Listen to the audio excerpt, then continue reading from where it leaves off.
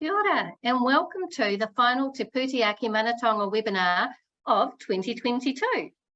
This final webinar in our series is Naketa Ikihele from Kia Mahira, and it's about an introduction to conscious leadership.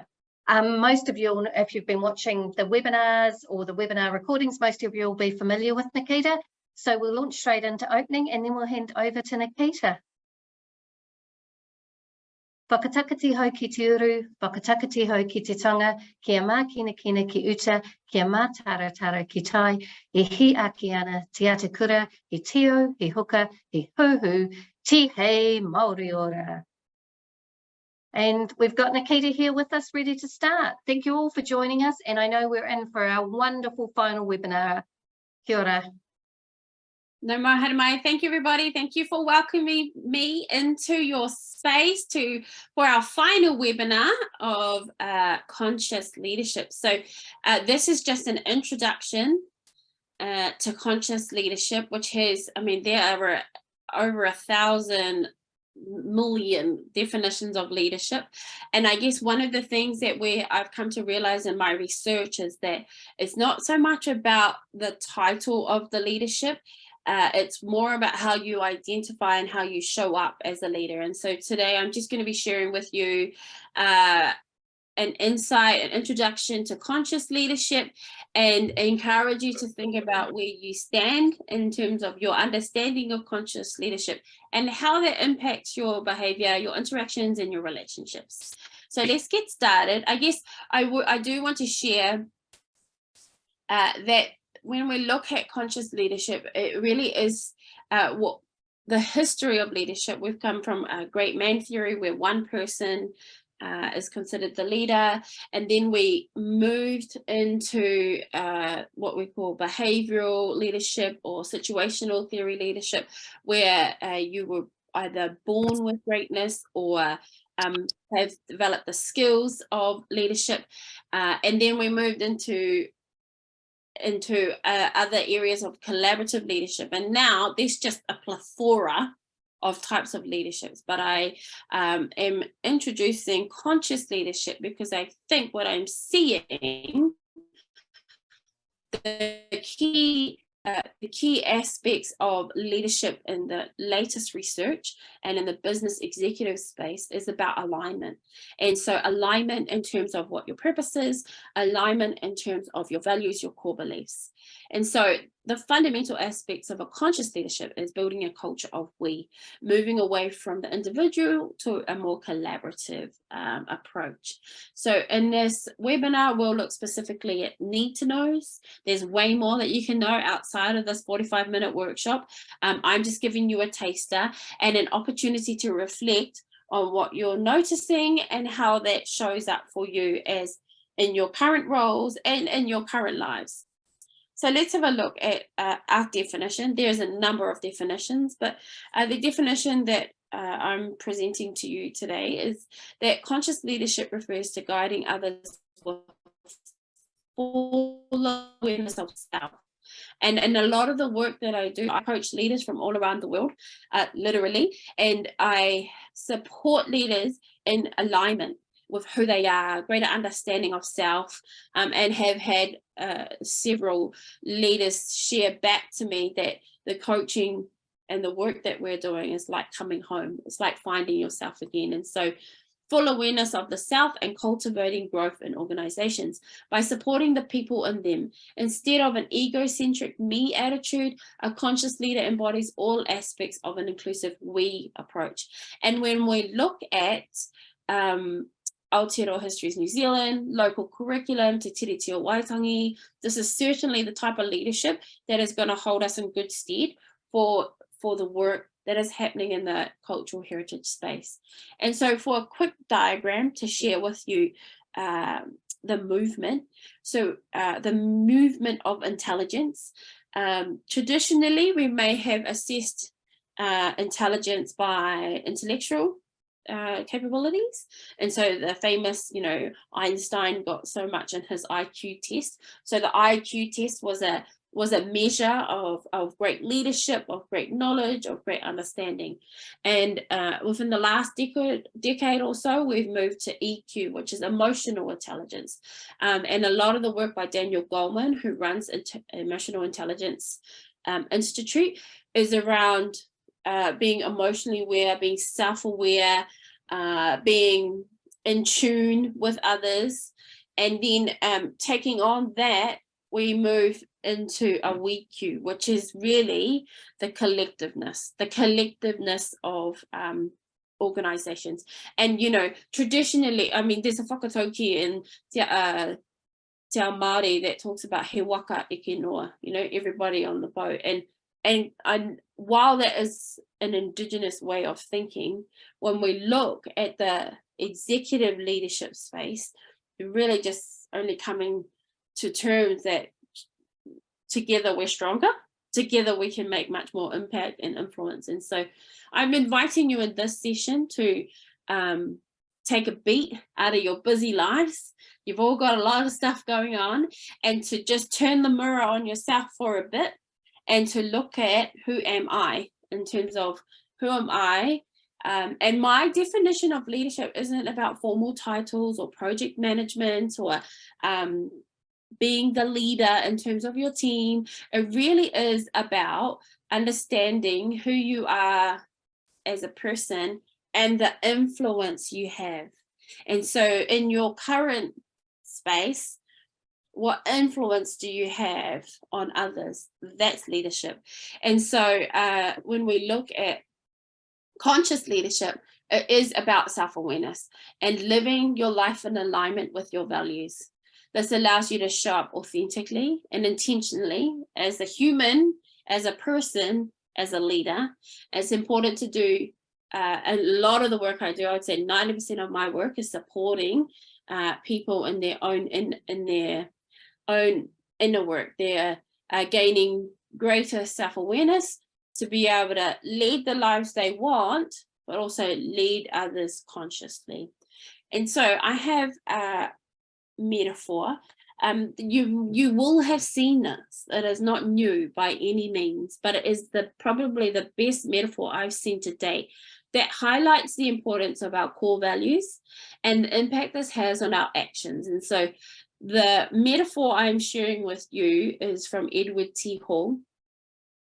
And I think he developed in the late 70s, but it's a great metaphor for understanding that what we see in terms of behaviors and actions and in relationships is impacted by our core values, our identity, our personal values, beliefs, thinking, and habits, okay?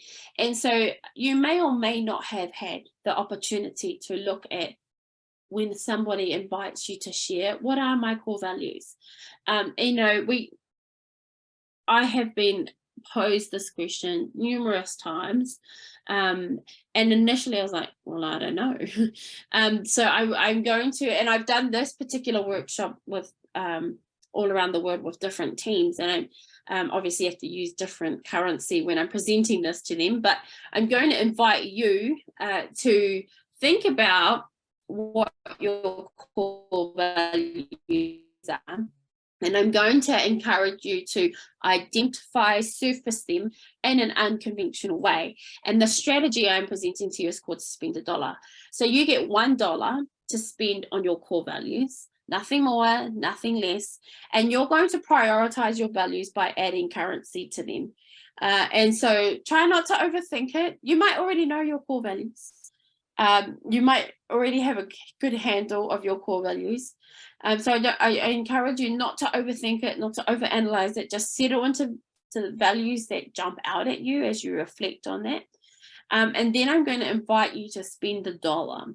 And so because I've done this with hundreds of people all around the world, I encourage people to remember how spending $1 works, because I'll get so what I'm inviting you to do is spend $1 value on the spend $1 by currency on the value that is most important to you, and it will all become clear soon. But I just want to remind you how $1 is spent. So in Aotearoa, New Zealand, we don't have 5-cent coins anymore. And so you can spend 10 cents on each on 10 values, or 20 cents on 5 values, or 2.50 cents or $1. Or if you are, you can actually mix and match. So like 50, 30, 10, as long as it adds up to $1. And the purpose of this strategy is to invite you to whittle down the list, because I think there are, I mean, I've done this task everywhere, but I have had a range. You know, some people want to spend 1 cent on 100 values. One person I've had now, this is my 3rd person just recently, who has spent a whole $1 on 1 value. And so when we look at values, you know, there's a range. There's honesty, family, humility, learning, curiosity, advocacy, justice. There's just so many ways, so many values, and the work I do, and I guess what I'll do now is encourage you to ponder what your values are and how you might spend them, and then chuck your answers, if you are comfortable doing so, into our chat. If you're already confident and know your values, and you're like, yo, there's 2.50 cents on 2 values. Those are the values that guide me. Remembering that this is, you know, this is not a test. There's an opportunity for you to reflect. When we look at conscious leadership, it is about alignment and self-awareness with your core beliefs, or your core values and your purpose. And so how will you spend $1? So I'm going to share mine just to give you an idea. Bearing in mind, this is work that I've been doing internationally for years. I've had time to think. You have no time to think. You're just on the spending your $1 off the cuff. But I'll share with you how I spend my $1, and encourage you to think about how you might spend $1 as well. So the way I spend my $1 is 30 cents on faith, 20 cents on family, 20 cents on freedom.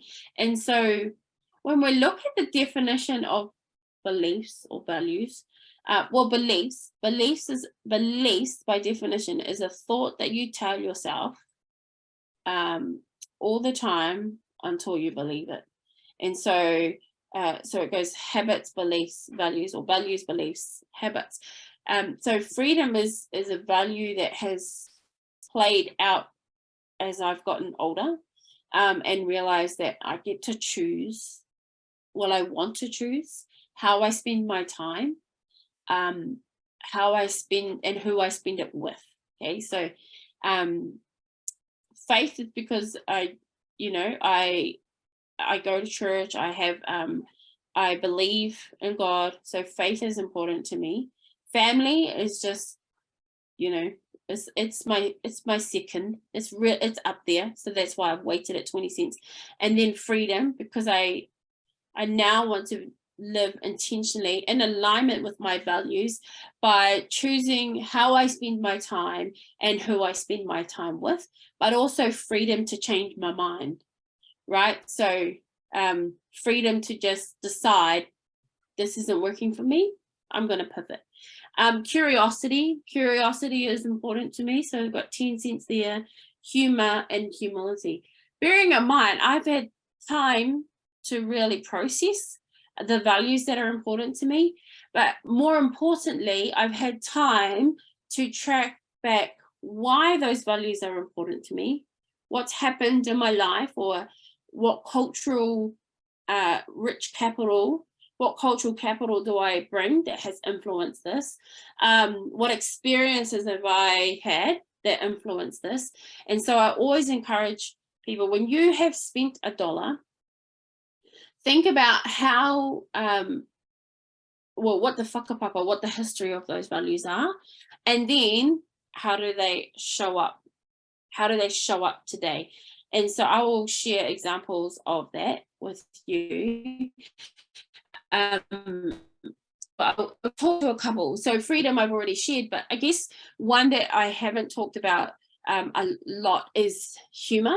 So in the work that I do for leadership coaching, I talk a lot with a range of people from a range of backgrounds about the relationships where they feel valued.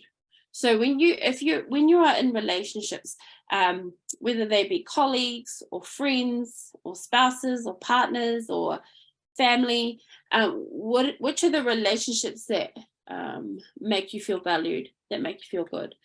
And it really occurred to me that if those values are aligned, you tend to have positive relationships. If the values are not aligned, that's when you get frustration. It's not a bad thing, it just is what it is. And so humor for me has come up as all of the strong relationships that I have in my life, and my parents too, have an element of humor in them. So my best friend, my husband, my dad, I'm really close with them, and the common value is humor. And so this is an invitation for you to gain awareness or seek awareness around who you are, self-awareness, and look at the values that are important to you, what the whakapapa of those values are, and how they show up in your interactions and behaviors, just like the iceberg. And so if you are comfortable and you've already got your money sorted, feel free to chuck how you spend your money in the chat box, reminding you that the iceberg is a really lovely way to reflect on how values influence everything, including relationships. And I have humility as a key value as well. And interestingly enough, my husband and I, when we before we got married, we talked about the values, our core values. Some of them were very similar.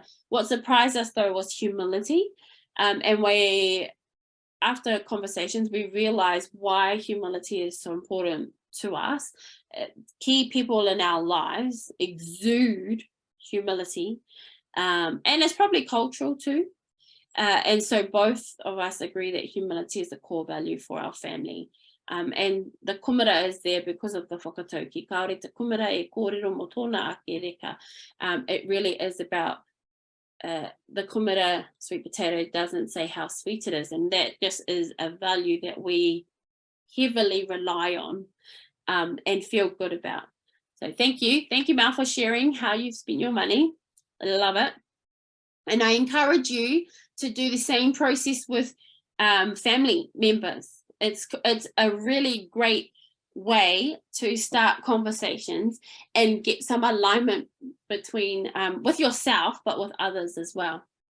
So as we move on to what is conscious leadership, I'm going to share a video with you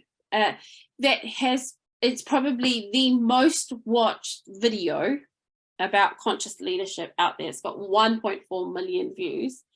And so I'll play that and then unpack how it shows up in our interactions and relationships. Location, location, location. Brought to you by the Conscious Leadership Group. Find them on the web at www.conscious.is. Animation by Graham Franks. www.grahamfranks.com. One question that conscious leaders ask themselves over and over is, where am I? To support leaders in locating themselves as they ask the question, where am I? We offer this tool, a line, a simple black line. At any moment, all leaders and all people are either above the line or below the line. Our location describes how we're being with what is occurring in our life right now.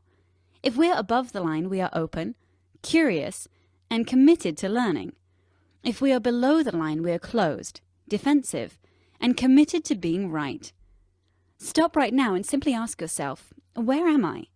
In this now moment, am I above the line or below the line? Typically, when people are below the line, they believe certain things about the world. For example, they believe there is not enough. It could be that there's not enough money, or time, or space, or energy, or love. People below the line also believe that their story about the situation is right.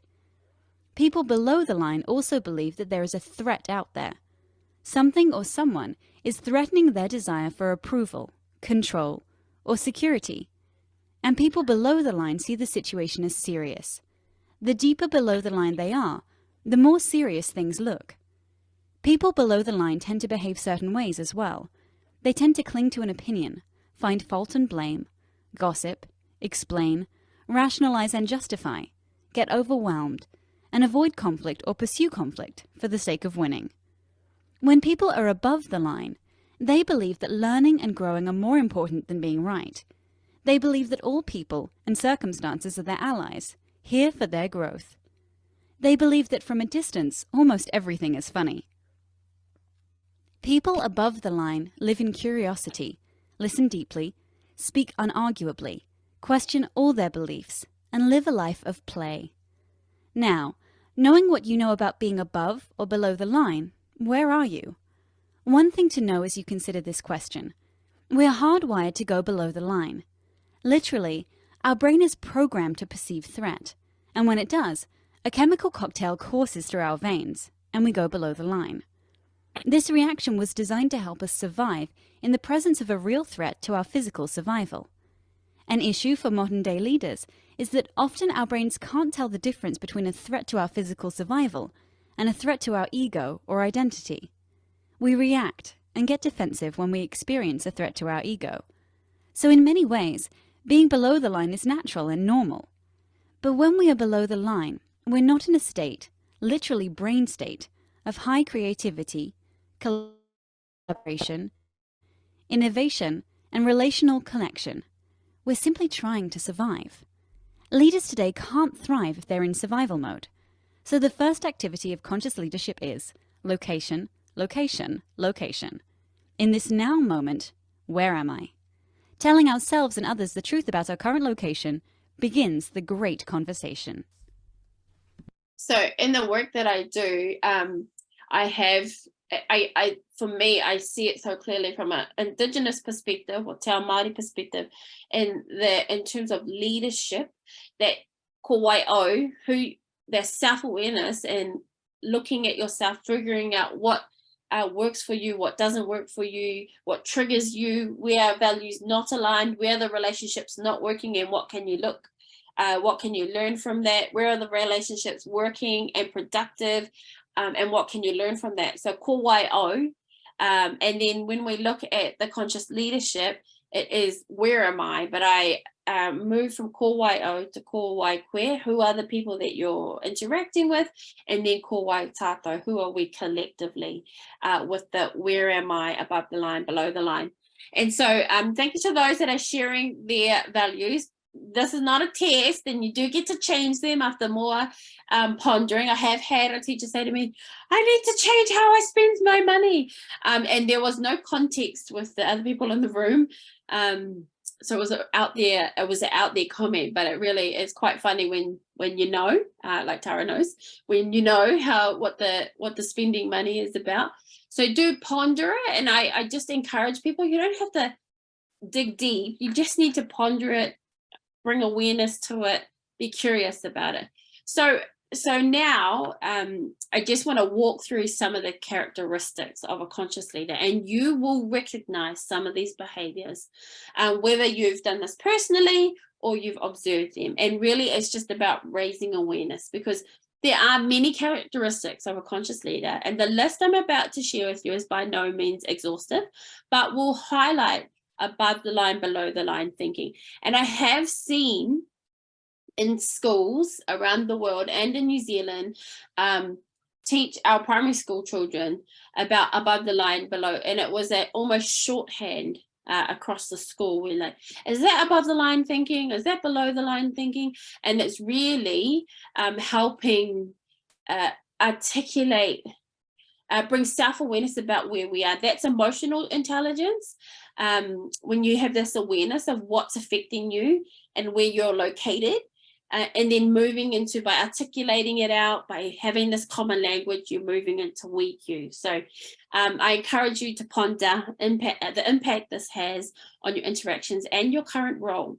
Okay, so I'm just going to talk through a number of characteristics and just invite you to reflect, ponder, and raise awareness. Thank you. I am seeing the comments come through. I'll pick them up at the end of the session. So the first one is responsibility. Someone with above the line thinking will say, it's on me. You know, something happens, it's on me. Somebody below the line, and bearing in mind, we go above and below all the time. We're all human. We all have feelings. We all have brains. We all have experiences. So somebody in below the line thinking will use language like, it wasn't me, it's all my fault. So above the line thinking means taking full responsibility for your circumstances and your holistic well-being, your social, physical, emotional, spiritual well-being, as well as having the capacity to support others in taking full responsibility for their lives. This is a really diplomatic way of saying that you don't talk smack about others. When you are taking responsibility and moving away from the blame game, you're good to take it, right? And you don't encourage others to gossip or to blame others with you. Below the line thinking is wrapped up with blaming others for what is wrong in the world. It can also mean taking more or less than 100% responsibility. So taking, and New Zealanders, if you've done traveling, you'll know that New Zealanders are the worst for apologizing. It's not a bad thing. It just is what it is. But you go to other places in the world. And so if we're passing through somebody, and I know I've done this 3 times this morning, passing past somebody and you have to go quite close to them, like, oh, excuse me, sorry. So that's also below the line thinking, is taking on all of the responsibility. And, you know, this is not a transcultural model, but it is a great framework for provoking thinking and raising awareness about self. Okay, so curiosity, above the line thinking focuses on self-awareness and a commitment to regarding every interaction as an opportunity to learn. When we look at above the line thinking, you might say, oh, what can I learn from this experience? And a great example is when you're overseas or when you're in a new environment and you're the person asking questions of others because you're genuinely interested in them and not so much what can I get out of this. And so that's above the line thinking. When we look at below the line thinking, it's understanding that you're right all of the time and getting particularly defensive when you're certain that you're right and nobody else is getting it. So I'm right, why don't you get it, is a phrase that you might hear. And what I would add to that, it's about understanding that there are multiple worldviews and being curious about them. And again, I'm going to refer to traveling because I think it's the best educator. You just can't get out. You go into a foreign country, you just learn so much and have the opportunity to be curious with all of your senses. Feelings is another characteristic. Above the line thinking is a commitment to feeling my feelings all the way through to completion. So whatever the feeling is, understanding whether it's like I acknowledge my frustrations and knowing that it's okay. It's okay to be frustrated. It's okay to be sad. It's okay to be exhilarated. It's okay to be anxious. Acknowledging your feelings and then understanding where it's showing up in your body. And so that's a new move I've got in my coaching when I've seen emotions on people's demeanor. I'll invite them to say, where is it showing up in your body? And this is all about self-awareness. I've come to realize when I am in a position where I feel anxious or nervous, it actually hits my stomach. For others, it shows up in their heart, in their throat. And so this is just about being conscious, being aware about noticing where your feelings are, but it's also about being able to articulate your emotions. If you're below the line thinking, it's about resisting, judging, and apologizing for feelings, avoiding and withholding. And, you know, for those that have young children, as an early childhood educator, I mean, we try and gift children the vocabulary to explain their feelings from an early stage, but we acknowledge that, you know, there are some adults who can't articulate their feelings, which is why I've got as the below the line thinking. You don't know, when you are not self-aware, then you just feel it, but you can't articulate it. And my go-to statement is, if you can name it, you can tame it. If you can name it, you can touch it, it's tangible. And so also acknowledging that feeling happy, there's like 20 other words for happy: exhilarated, elated, joyful, surprised. You know, there's a number of words for the word happy. And so when we are above the line, we're acknowledging that there are different feelings and that we need different words to describe those, but articulating them is going to help us work through and fully feel them. Okay. If you've seen, there's a book called How Do I Feel? There's just so many varieties of emotions, and I just think it's a great resource, not just for our young children, but for adults too. The next one is candor, so being open and honest. And so if you were above the line, you say, this is true for me. Candor is about a commitment to being a person who others can express themselves freely. Okay, below the line thinking, it really is about being a person that withholds the truth, and then just doesn't take on other perspectives, or speaks in a way that I think what you would hear, the metaphor for this would be gaslighting or manipulation. That's below the line thinking. So you may or may not have experienced these, but I also want to reiterate that you're never above the line all of the time. It's just an opportunity or an invitation to you to think about how is this behavior serving me, and how do I get back up the line? And there's the work being done called Scope Talk, and it really looks about mental health, overall well-being. We look at emotions. What they're teaching now is that actually you're not supposed to be exhilarated for all of the time. It's like a mountain peak. You can't be joyful, exhilarated. It's not natural to be exhilarated all of the time, right? To be at your peak. But what the new way of teaching for mental well-being is you just want to go one up, right? So if you are feeling really down, what is one resource in your kete that will get you up a notch? Sometimes we get so overwhelmed by, I can't feel this happy. Like if your grief is so bad, if your sadness or is you feel like you just can't get out of it, you just have to think, one strategy that they're teaching is just one up from where I am. What in my kete of resources, what's one thing that will get me up from where I am, whether it be journaling, swimming, biking, exercise, water, sleeping, one up from where I am. And so the above the line, below the line is really about encouraging us to think about, okay, what's one up to get to this creative, productive headspace.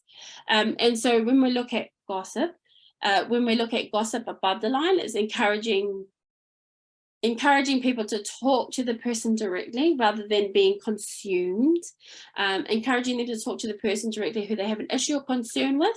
And then below the line, and I'm not gonna lie, I've been below the line. I've definitely been below the line.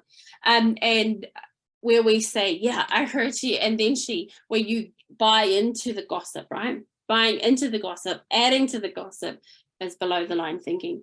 And so again, I reiterate, I've totally been below the line with gossip, but I think it's about is that productive behavior? Is that behavior going to help me be creative, help me be a great leader, help me be confident, help me to live my best life, basically? Above the line thinking is about living your best life. So integrity, and I can see this value has come up for some of our whānau here, always following through with what I say I will do. And so this can be, there's a number of ways we can see integrity. And so when we look at it this way, it's about reliability. It's about doing what you say you will do, is integrity, right?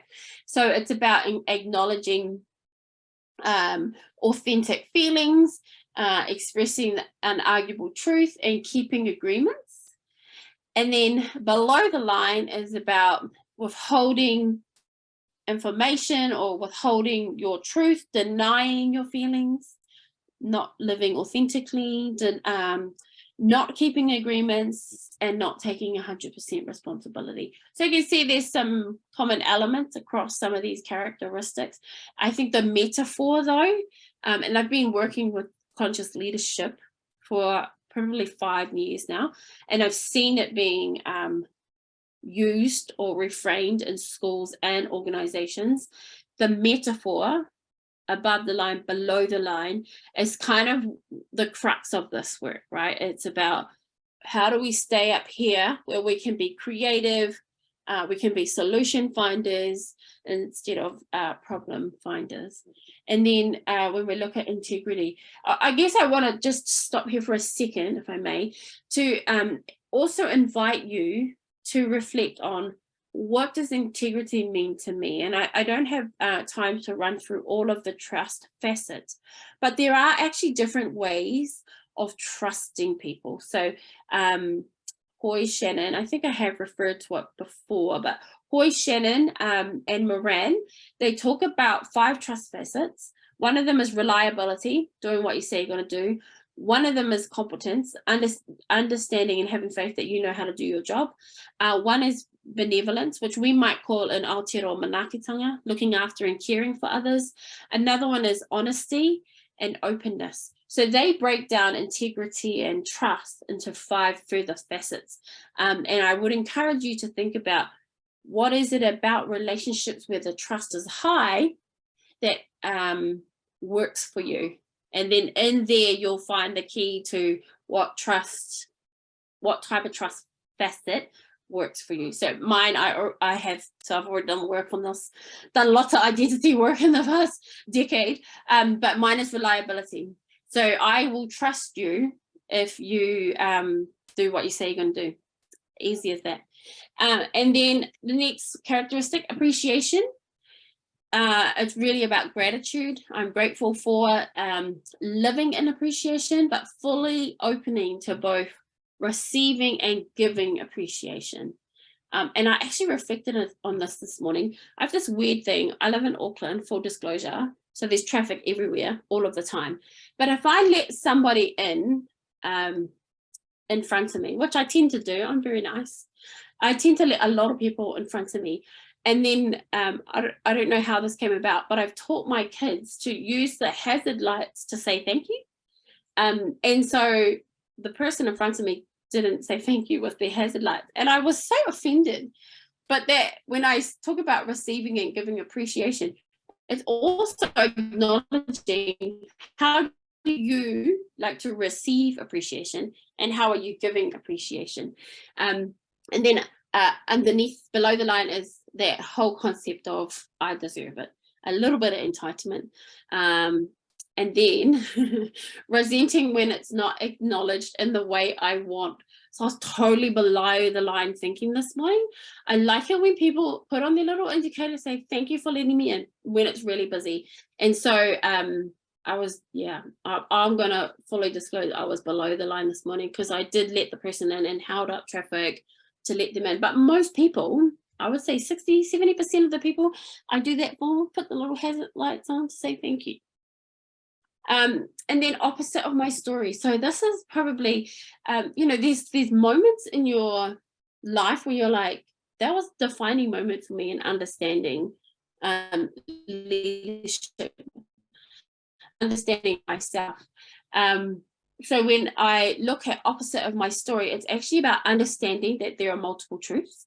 And the way it was presented to me was pretty much, Naketa, there are 3 sides to the truth: your truth, my truth, and the truth. That wherever we stand, whatever lived experiences we have come to where we are, and our truth is our truth, and acknowledging that that's it. If you're below the line thinking, you think that your way is the only way, and that you're the meaning you give to things is the only truth. Okay, that one's pretty straightforward. And then we have approval. So when we look at above the line thinking, we're looking at not needing external validation, acknowledging yourself. I guess it's a little bit of what when we look at Carol Dweck's work around growth mindset, it's about I'm gonna acknowledge myself for the work I'm doing. Like, I have a growth mindset, so I don't need external sticker charts or praise or pay rises, although sometimes that's really great, to acknowledge that I'm doing a good job. If we're below the line thinking, it's really, I don't know if you like, it's like the Grinch, bah humbug. Like, oh, it'd be really great if somebody acknowledged me, and looking at always needing that external praise, always needing external approval. That's below the line thinking. And then when we look at enough, which I thought was really interesting, that this might be a characteristic, but it is. And again, this is not an exhaustive list. Enough, and you would have seen it in the video, is about I have enough. And it really links to gratitude.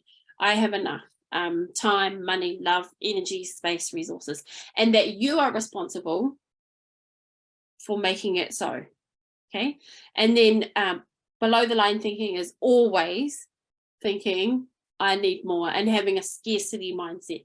I find this one a little bit controversial, because when we present this information in schools, a lot of the enough stuff is out of their control, right? And I can talk for myself. I grew up in a low socioeconomic area, single mama, and so I do know about scarcity. I do know about not having enough. Like, it's a lived experience of mine. I know though that experience has made me incredibly grateful for what I do have today. But and in my overseas travels, incredibly grateful for my childhood, right? So it is about perspective, and above the line thinking is acknowledging, and a famous phrase of my husband's like, it could be worse. It's not a great mindset, but we absolutely know that what we have is enough, and we're grateful for it. But I do find it controversial when we're using this model in schools, and it's out of their control. Allies, when we look at allies, looking at seeing others as helpful, that networking, that tōkana teina, the awhi, looking at knowing that I get better because of others. But if we are below the line thinking, it is about others get in the way. And then we look at when we look at win for all, above the line thinking is a win-win solution. Okay, so one of the questions I ask in coaching is what might be in the best interest of both parties. Sometimes that's really hard to hear when you're just worried about you, right? So under the line or below the line thing is there can only be one winner, which is not a bad thing considering Kiwi friends. There can only be one winner. But when we look at the we Q, right, the collective good of everybody, looking at what might be in the best interest of both parties is above the line thinking. And then being the resolution. So I worked in tertiary for a little bit, and I had somebody comment to our team that we're such solution finders. And I really like that, and as opposed to problem solvers. Right, solution finders, it just creates a real above the line thinking, and then when we look at below the line, it's a problem dweller, right? So there's a zero win-lose solutions for whatever, and there's no way out. And really, these are just metaphors for above the line, or these are just examples of above the line, below the line. You all have your own experiences. You all have your own perspectives, but the intention of introducing you to this conscious leadership model is to help raise self-awareness. And this is what the last 4 webinars that I've facilitated is about. It's about understanding you, understanding your influence, understanding the impact you have in your roles, and how doing the work on you helps you show up in alignment, and show up in the way that you want to. So you get to choose that. And so I guess when I look at all of the work presented by me, but even the conscious leadership mahi, that I encourage you to think of knowing yourself as a bit of a kaleidoscope, because there are multiple ways of seeing self, and the work you put into your identity, your values, beliefs, lived experience is a worthwhile investment, not just for yourself, but for others. And I can hand on heart vouch that the work you do on yourself makes an impact, and it influences out, and have seen some amazing results. And so I will just pick up, if I may, before I wrap up, some of the comments. So I just want to acknowledge those who have contributed to the chat, and looking at how you've spent your money. Love it. And yes, so Tara has had an opportunity to go through this before. So I do encourage you to just sit with it, right? You don't have to know it all off by heart, but just choose one, and then look, one value that you can feel is strong, and then look at the whakapapa, the history of that, why that might be a core value for you, and then how you think it's showing up for you in the world. How is it influencing how you interact in your relationships? And so thank you to those that have shared that. And then I guess, thank you, is it Miriam, for your koha too, your contribution. When we look at, and that's why I love coaching so much, because it just is permission to just think about you for a minute. So my little spiel before coaching is, it's a conversation about you, for you.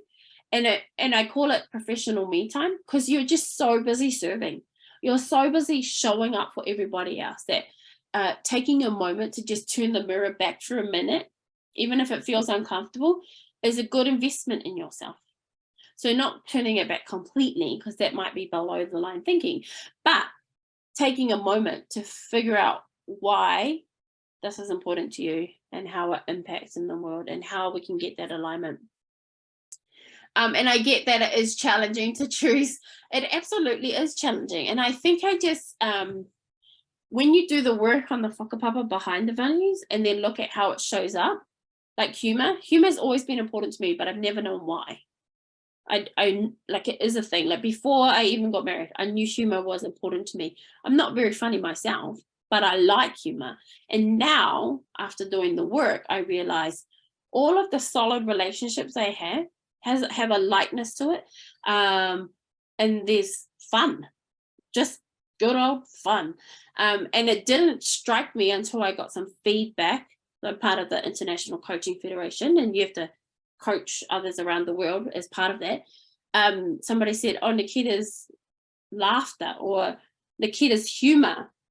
I didn't realize I was being humor into my coaching sessions, but to get that feedback from somebody else who I don't have a strong relationship with, I was just their coach, and then it all came together for me like a little puzzle. I was like, humor is the common element in all the relationships, and it's part of my personality too. And yes, Mal, the hazard lights is a thing. 70% of the people I let in know this, 30% do not. So maybe one time it was you that made me go below the line by not using your little hazard lights. Thank you, Tara, for sharing the Carol Dweck's Mindset TED Talk. And then, there we go. Yes, and Tara's been sitting with it for months. It's a thing. I've had the luxury to do this many times with different groups, and I'm good with where I am, what it has changed. Okay, so that's us for today. I've gone over 5 minutes. Sorry about that. If you have any other questions, feel free to flick through an email or let Mel or Tara know, and have a wonderful break when it comes around. Kia ora. Kia ora. Thank you so much, Naketa. This is, as I said at the beginning, our very last webinar for the year. And after a year of rich, deep learning about your profession, about education context and all that, we wanted to give something that was just light and all for you. And I can't think of a better series than these 4 of Kawaio, looking at yourself, just a little gift for you after the year that we've had with intense professional learning. So Naketa, thank you so much for coming in and doing the sessions. They were hugely, hugely valuable, and I couldn't think of a better way to end the year than with these sessions. So kia ora, thank you so much. Just on this note, I want to also thank, this is our final webinar for the year and final time that we've got our project team. So I want to really acknowledge Monica and Helen and Mel for all the work that they've done across the year. We've got a newsletter coming out that'll acknowledge them there too, but really want to take the time to thank them for all the work that they've put into supporting you and your professional learning across this year. So thank you so much, and a huge thank you to everyone who's participated in the webinars and the mentoring and the online courses and everything that we've done, and the regional hui that we've just completed. We know it's not easy. You're all have busy roles, so really want to acknowledge all of you who are doing great stuff out in the profession, representing cultural and heritage spaces and working with young tamariki to show what's inside and the connections that you have to tonga and narrative. So kia ora everyone, have a great set of holidays. The committee will be back in the new year. We've already got our first webinar lined up, so watch this space for February. They won't be as polished as we've had with the project team this year, but we'll be coming back with you. So kia ora, I'm going to close with our opening karakia. Whakataka te hau ki te uru, whakataka te hau ki te tonga, kia mā kina ki uta, kia mā tara ki tai, e hi ake ana te atakura, he tio, he hoka, he hohu, ti hei Māori ora. Go well, everyone.